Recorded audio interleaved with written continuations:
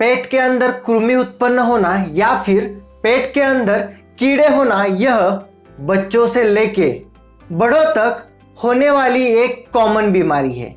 आखिर पेट के अंदर कीड़े क्यों उत्पन्न हो जाते हैं, उसके साथ उसके कारण कौन से हैं, उसके लक्षण कौन से हैं, इसके साथ उसको कम करने के लिए घरेलू कौन सी चिकित्सा अपनानी चाहिए, यह आज इस वीडियो में हम देखेंगे। नमस्कार दोस्तों, मैं हूं डॉक्टर विजय सिंह पाटिल और आपका तहे दिल से स्वागत करता हूं हमारे YouTube चैनल हेल्दी आयु में। आयुर्वेद में कृमियों का वर्णन करते वक्त 20 प्रकार के अलग अलग कृमि के प्रकार बताए, लेकिन आज इस वीडियो में हम आमाशय के अंदर जो कफज कृमि उत्पन्न होती है उसके साथ पुरुषज कृमि जो ज़्यादा पैमाने पे बच्चों में दिखाई देते हैं उसका वर्णन इस वीडियो में हम करेंगे। अगर आपके आमाशय में कृमि उत्पन्न हो गए या फिर कीड़े हो गए हो तो उसके लक्षण कौन से हैं, यह अब हम देखेंगे। अगर आपके आमाशय के अंदर कृमि उत्पन्न हो गए हो तो आपको पेट में भारीपन महसूस होता है, उसके साथ ही पेट में दर्द, पेट में मरोड़ आना, यह लक्षण ज़्यादा पैमाने पे दिखाई देते हैं। इसी के साथ ही अगर बच्चे के पेट के अंदर कृमि उत्पन्न हो जाती है या फिर कीड़े उत्पन्न हो जाती है तो बच्चे बार बार मिट्टी खाते हैं, उसके साथ ही उनके पोटी की जगह पे दर्द होना, खुजली छूटना, यह भी कॉमनली लक्षण हमें दिखाई देते हैं। उसके साथ ही पोटी होने के बाद पोटी के अंदर भी कुछ छोटे छोटे कीड़े हमें दिखाई दे सकते हैं। अभी हमने देखा कि कृमि होने के लक्षण कौन से हैं। अब हम यह देखेंगे कि आखिर कौन सी खाने में ऐसी चीज़ें आती है या फिर कौन सी ऐसी चीज़ों की वजह से हमारे पेट के अंदर वर्म उत्पन्न हो जाते हैं या फिर कीड़े उत्पन्न हो जाते हैं। दोस्तों, आपको तो पता है कीड़े कहाँ पे उत्पन्न हो जाते हैं, जिस जगह पे ज़्यादा गंदगी होगी या फिर जिस जगह पे ज़्यादा मैल भरा होगा। इसी प्रकार से अगर हमारे आमाशय के अंदर, हमारे स्टमक के अंदर अगर गंदगी ज़्यादा पैमाने पे भर जाती है तो वहाँ पे कीड़े उत्पन्न हो जाते हैं या फिर वर्म उत्पन्न हो जाते हैं। आखिर यह गंदगी क्यों उत्पन्न हो जाती है, इसके कुछ कारण हैं। अगर आप बार बार मीठे पदार्थ खाते हो, उसके साथ ही अगर आप बार बार दूध के पदार्थ, मिष्टान्न पदार्थ, उसके साथ ही गुड़, मछली, मांस, अजीर्ण भोजन, सड़ा हुआ भोजन, उसके साथ ही अगर आप विरोधी आहार का सेवन अधिक मात्रा में करते हो तो भी आपके अंदर कीड़े उत्पन्न हो सकते हैं। इसी प्रकार की कृमि अगर अधिक मात्रा में आपके पेट के अंदर बढ़ गई हो तो उसको कम करने के लिए आयुर्वेद में 3 प्रकार की चिकित्सा बताई है। फर्स्ट आता है अपकर्षण, सेकंड इज प्रकृति विघात एंड थर्ड इज निदान परिवर्जन।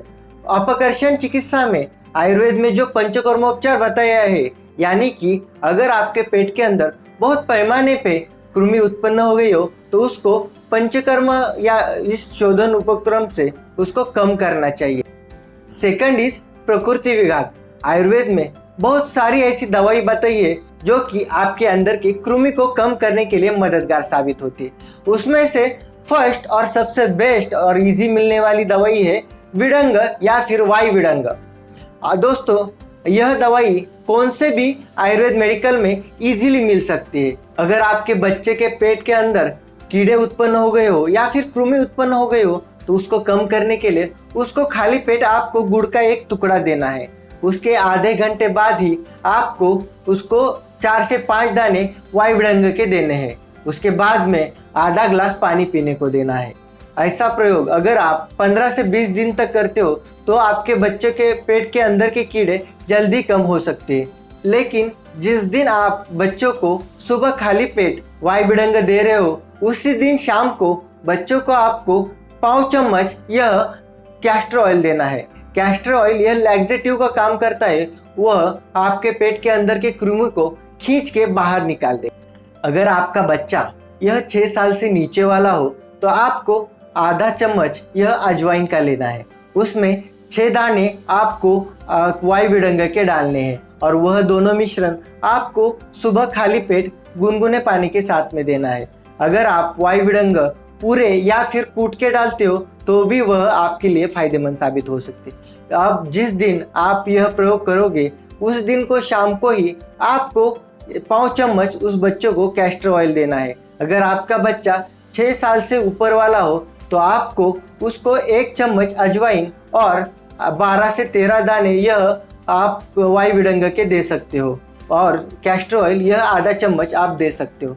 अगर आप इसका प्रयोग 15 से 20 दिन तक करते हो तो भी यह आपके लिए फ़ायदेमंद साबित हो सकता है। इसके साथ ही आपको सुबह खाली पेट 5 से 6 पन्ने यह तुलसी के लेने हैं।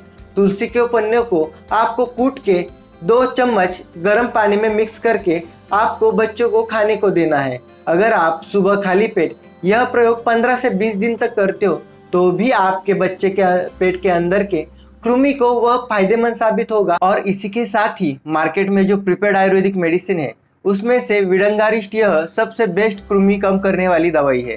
अगर आपका बच्चा 10 साल से कम वाला हो तो उसको आधा चम्मच 3 बार विडंगारिस्ट लेना है और उसको आधे ग्लास पानी में मिला के बच्चे को देना है। अगर आपका बच्चा यह 10 साल से बड़ा हो तो उसको 1-1 चम्मच विडंगारिस्ट आधे ग्लास पानी में मिला के आपको 3 बार देना है। इससे भी कृमि को जल्दी राहत मिल सकती है।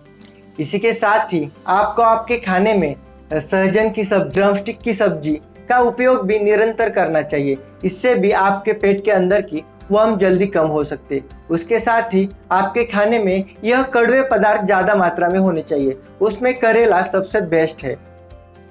इसके साथ ही आयुर्वेदिक ग्रंथों में कृमियों को कम करने के लिए सबसे लास्ट जो चिकित्सा बताई है वह है निदान परिवर्जन, यानी कि जिन जिन कारणों की वजह से आपके अंदर कृमि उत्पन्न हो गई हो तो उस कारणों को ही आपको कम करना पड़ेगा। मैंने ऊपर जो जो कारण बताए हैं उस कारणों को आपको कम करना पड़ेगा। आपके खान पान में उस प्रकार से आपको चेंजेस करने पड़ेंगे। अगर आप वह चेंजेस ठीक से करते हो और मैंने जो अभी ऊपर बताई है वह चिकित्सा अगर आप ठीक से करते हो तो आप जल्दी कृमि से छुट्टी पा सकते हो या फिर छुटकारा पा सकते हो। तो दोस्तों, आज का यह वीडियो आपको कैसा लगा? अगर आपको भी ऐसे ही कुछ अन्य शिकायत है या फिर अन्य कुछ समस्या है तो हमें नीचे कमेंट करके बता सकते हो। हम जल्दी उसके ऊपर भी वीडियोस बना देंगे। धन्यवाद।